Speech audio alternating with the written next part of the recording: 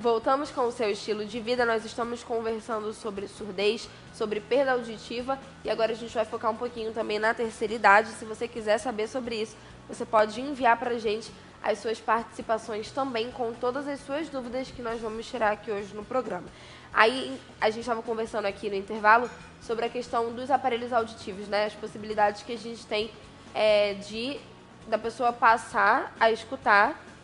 E aí os aparelhos, eles são um auxílio nessa questão. Mas existem exames que precisam ser feitos para poder saber se essa pessoa tem chances ou não de escutar, porque algumas pessoas não conseguem ouvir mesmo quando tem o auxílio do aparelho. Tá Sim, certo? exatamente. Nós temos o exame que nós chamamos de audiometria, que é o exame mais básico da audição, que é um exame que vai nos dizer o quanto aquela pessoa escuta e vai dar o grau da perda auditiva. Normalmente os aparelhos, eles até uma perda auditiva severa profunda, a gente consegue fazer um pouco de adaptação de bons aparelhos de amplificação sonora individual. É aquele que você mesmo coloca no ouvido e utiliza. Agora, aquelas pessoas que têm uma surdez profunda, bilateral, aí é mais difícil a gente conseguir um aparelho de amplificação sonora individual. Para esses casos, e aí é onde se incluem também aquelas crianças que nascem com perda auditiva total, bilateral, e os adultos com perda auditiva pós-lingual, são aqueles casos que nós podemos ter o implante coclear, que é uma cirurgia que o otorrinolaringologista habilitado implanta eletrodos dentro da região do ouvido, onde capta o som e transforma essa energia elétrica essa energia sonora em energia elétrica, e esses pulsos você consegue interpretar como som. É um aparelho, é o que a gente tem de mais potente de aparelho para essas pessoas que não têm a possibilidade de fazer um aparelho de amplificação sonora individual simples, que é aquele que coloca ela mesma e tira em casa. Bom, nós temos uma pergunta do Moisés Silva, uma pergunta super interessante, inclusive, que diz o seguinte: bom dia a todos. Doutor, a poluição sonora pode causar riscos graves para a nossa audição? Exemplos: buzinas de carros, som muito alto e fone de ouvido exagerado? Sim. É uma pergunta super atual, né? Sim, super atual. E você sabe que não é incomum a gente receber atualmente muitos adolescentes com queixa de zumbido, que às vezes é um prenúncio de uma perda auditiva chegando. E assim, quando a gente diz a exposição a ruído, nós dizemos que é a exposição a ruído por um determinado período. Então, todo ruído intenso, acima de 85 decibel, que é mais ou menos a medida que nós temos, acima de 4 horas de uso contínuo, já é risco para perda auditiva. Se você vai aumentando isso um pouquinho mais, você vai diminuindo esse tempo, até que chegam, por exemplo, situações em que um barulho, um estrondo, uma bomba, um foguete em tempos de festas, que você solta próximo ao ouvido, é um trauma acústico muito intenso e pode causar perda auditiva. Então, sim, ele perguntou se o dia a dia, etc. Se você, por exemplo, é alguém que trabalha, um agente de trânsito, fica o dia inteiro ali exposto àquele barulho, àquela buzina, você pode, sim, ser considerado como alguém com um fator de risco maior para desenvolver perda de audição. E assim como quem trabalha em fábricas com barulho intenso, sem o protetor auricular, e é importantíssimo a presença dos EPIs e do pessoal da segurança do trabalho para orientar essas questões também. Era isso que eu ia falar, inclusive, em relação às proteções, né? Porque existem trabalhos que realmente a gente não consegue ficar fora do barulho, ou que precisa usar o fone de ouvido, por exemplo, constantemente. Mas existe proteção nesse caso. Sim, como vocês. Agora tem trabalho como vocês, por exemplo, os jornalistas. Né? Tem gente radialista, vocês estão o tempo todo usando ponto, passam o dia todo usando um fone. Acabou de entregar captar. a gente, né? Já me entregou aqui. É uma profissão. Vocês têm, então, fator de risco tanto para perda auditiva, quanto você que apresenta o fator de risco para doenças da laringe, que tem que acompanhar, que é um outro tema, uma outra entrevista. E aí, aqueles que podem fazer a proteção, por exemplo, que estão ali no chão da fábrica, que o pessoal que trabalha na construção civil, tem que fazer uso da proteção sonora individual. Colocar ali aquele plug no ouvido. E aqueles que não podem usar o plug, usar o abafador de ouvido também, e aí fazer essa proteção. Bom, em relação ao idoso, mais específico, por que acontece a perda auditiva? É porque realmente já chegou a idade, e aí com uma certa idade a gente é praticamente condenado assim a já perder essa audição mesmo, já nasce sabendo que daqui a um tempo a gente já não vai mais escutar direito. E como que a gente consegue lidar com isso, né? Se realmente foi esse caso, existe uma forma de se preparar? Ou é questão de prevenção, talvez você não tenha cuidado durante a juventude e aí acabou acarretando problemas para a fase da velhice. Então, como que a gente consegue classificar tudo isso em relação ao idoso? Olha, realmente esse é um tema bem amplo, mas de maneira geral nós podemos dizer o seguinte: quem é o idoso que tem fator de risco para perder a audição lá no futuro? É aquele que se expôs muito a barulho, é aquele que tem história na família, porque de outros idosos, de pais que ficaram surdos, que é a herança genética, é aquele idoso que tem doença auditiva, também isso pode acontecer. Agora, como eu te falei, a partir dos 60 anos em diante, todo mundo vai perdendo células, as células vão morrendo.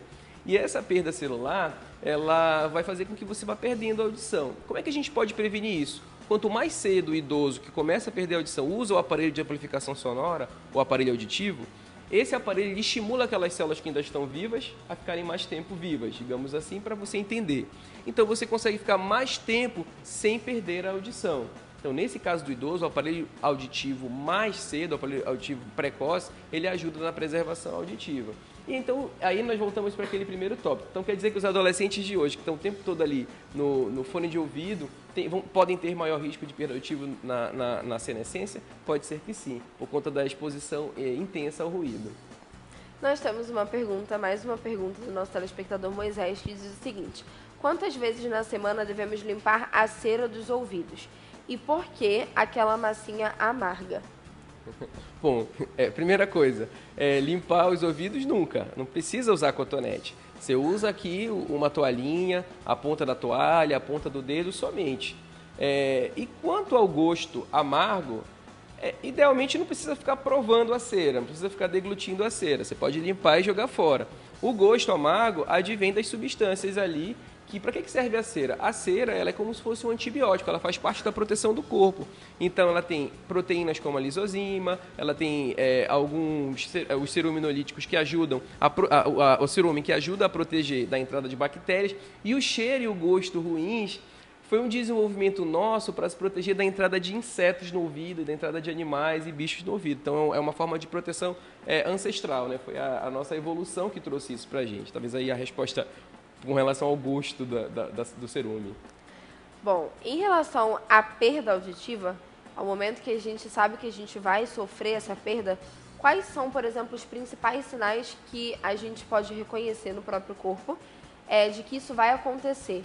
Porque muitas vezes, na verdade, às vezes, né, a gente não dá muita atenção para esses sinais assim que a gente considera pequeno, ou então que a gente acha que não tem tanta importância assim, é só uma dorzinha, vai passar, não é um problema tão, né, significativo. E aí o tempo vai passando, isso vai se acumulando, até que você não está mais ouvindo as pessoas direito, ou então você começa a falar mais alto, e isso é muito interessante, né? Porque, por exemplo, quando a gente está com o ouvido, a gente popularmente fala que está entupido, Sim. que você está resfriado, ou porque alguma coisa aconteceu, daí você está com o ouvido entupido. A gente não se ouve direito, e como a gente não se ouve direito, a gente grita para falar com as pessoas, porque a gente imagina que o nosso tom de voz é outro, e não aquele que realmente está. Daí a pessoa fala assim, não grita, eu tô aqui do seu lado. Mas, poxa, como assim? Você tá aqui do meu lado, mas eu tô falando normal, eu não tô gritando com você, porque a gente não se percebe. Então a gente vai deixando esses sinais assim de lado, porque a gente não percebe que são sinais significativos, e quando a gente vê, a gente já tá mesmo com uma perda auditiva considerada. Quais são os sinais que ajudam a reconhecer que isso está acontecendo? Olha, um dos primeiros sinais, como você falou, são os outros. Que normalmente são os outros que vão perceber. Você está ficando surdo, você não está escutando direito, a gente tem que estar falando para você 2, 3 vezes a mesma coisa. Aquela pessoa que sente zumbido no ouvido, que é aquele barulho que ninguém está ouvindo e só ele está ouvindo, também pode ser uma perda auditiva começando. Ou aquela pessoa que começa a dizer assim, como eu falei no começo, eu escuto, mas não entendo o que estão me dizendo. Ou começa a trocar o que é dito. Às vezes vai dar um troco, o idoso vai dar um troco, é dito para ele R$6, ele entrega 3, ou ele entrega 10, ele confunde um pouco as palavras. Então, esses são sinais que podem te nortear. Mas, certamente, o que vai realmente nos dizer são os exames e a avaliação especializada. E naquela pessoa com doença aguda, dor de ouvido, aquela pessoa com infecção de ouvido, essa sim tem que ir diretamente no pronto-socorro e depois do especialista para fazer uma avaliação. Bom, então, existem vários fatores, né? Existe algum remedinho que pode prejudicar a nossa audição? Por exemplo, aqueles remedinhos que a gente usa para dor do ouvido, especificamente para dor do ouvido, para otite, ou então você simplesmente acha que tem alguma coisa acontecendo lá e aí vai na farmácia e compra um remedinho e aí já aplica, pinga, porque, enfim, quem nunca, né, gente? Um remedinho ou outro de ouvido, na verdade, você tem que ter em casa, que é para não passar por aperto nenhum. Porque dor de ouvido é uma dor que não dá pra... A gente fica ali comparando, fica no páreo entre dor de dente, né? Fica sempre dor de dente e dor de ouvido. Qual dor que é a pior? Então, a gente está sempre buscando por artifícios desse sentido. Mas esses artifícios podem ser um problema? Podem ser um problema. E eu te explico por quê.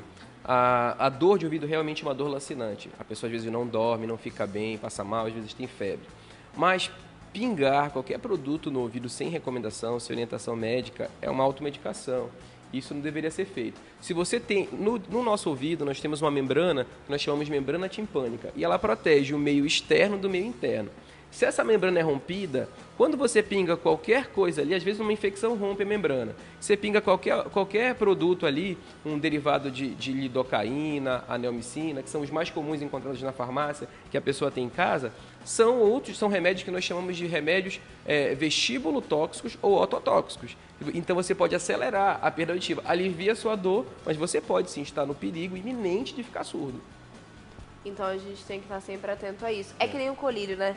Na realidade, cada área tem a sua especificidade. Aí, por exemplo, quando a gente fala sobre oftalmologia, a gente sempre tem os famosos colírios que podem ser um problema, mas que já se tornou tradicional. E, na verdade, a gente já tem um costume mesmo, quase que uma cultura, de ter sempre um colírio na bolsa.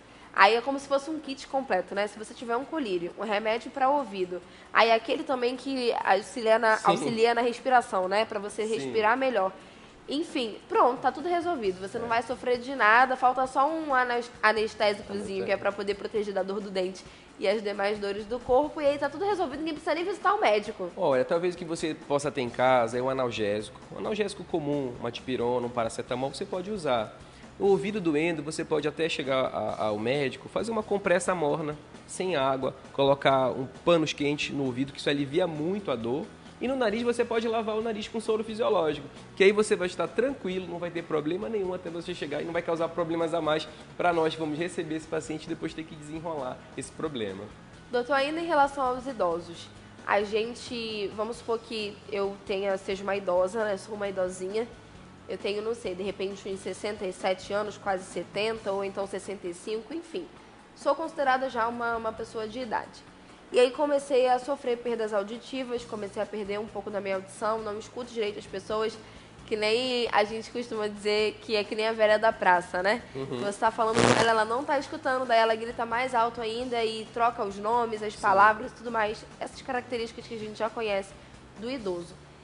Existe alguma forma de eu recuperar essa porcentagem de audição que eu perdi através de um aparelho, por exemplo? Somente com o aparelho. Nós dizemos assim que as perdas auditivas sensorio-neurais, que são essas advindas da idade, de alguns medicamentos, de algumas infecções, elas não têm retorno, só tem retorno com a aparelhagem auditiva. Tem como você ficar bem sem o aparelho. Só fazer um tópico a mais, que é interessante colocar, que o idoso, outros fatores de risco que não a idade podem ser presentes. E um deles é o diabetes. Diabetes, às vezes a pessoa diz, o diabetes eu achava que ficava só cego. Não, você pode ficar cego, você pode ter problemas dos pés, pode ter problemas renais e também pode perder a audição. Acho que você pode perder muita coisa com o diabetes, então é bom a gente... É bom cuidar, é bom acompanhar, né? E outra coisa, uso crônico de anti-inflamatório, que idoso usa bastante, né? É o ibuprofeno, é o AS, é o diclofenaco. Também são medicamentos que aumentam as chances de fazer perda auditiva. Bom, para a gente encerrar a nossa entrevista de hoje, vamos responder a última pergunta do Moisés, que é: sempre ouço um barulhinho como de asas de borboleta dentro dos ouvidos. O que seria? E aí tem uma parecida também de outro que diz: tenho chiadeiras como uma televisão fora do ar no meu ouvido. O que será? Sim, a primeira situação é quando você escuta uma coisa que ninguém ouve, nós vamos classificar isso como zumbido ou tinnitus. Essa doença, ela pode estar associada a uma doença em si, uma infecção, uma alteração dos ossos do ouvido, uma perfuração timpânica, uma doença sistêmica, diabetes, alteração da tireoide pode causar isso, alterações de colesterol também podem causar zumbido. E quando você exclui todas as possibilidades, tumores também, você chega à conclusão de que existe também o zumbido que não tem causa. Tem gente que existe zumbido que não tem causa e a gente pode fazer tratamento medicamentoso com poucos efeitos e também um tratamento com um tipo de aparelho específico para mascarar o zumbido. Então, só repetindo, medicamentos podem causar isso, doenças podem causar isso, perda auditiva em si pode dar também, a pessoa pode estar, como eu falei no começo, queixando de zumbido mais relacionado a uma perda auditiva. Na verdade, ele tem que buscar um profissional, fazer uma avaliação audiológica, fazer talvez uma avaliação também de alterações sanguíneas, como colesterol, tireoide, e verificar o que pode estar causando esse zumbido para fazer o tratamento adequado. Muito obrigada pela sua participação. De nada, eu que por todos os agradeço. Esclarecimentos. Tá bom, eu que agradeço e com certeza os espectadores também pela oportunidade. Para você que está em casa, continua com a gente vai para o intervalo, mas daqui a pouco a gente está de volta. Tem muita coisa no estilo de vida ainda hoje. Você já sabe que hoje é terça-feira e terça-feira é dia da gente viajar até Roraima. Então não perca nada do que vai acontecer aqui no programa nos próximos blocos. E para isso é só você continuar com a gente, porque o intervalo é bem rapidinho e a gente volta já.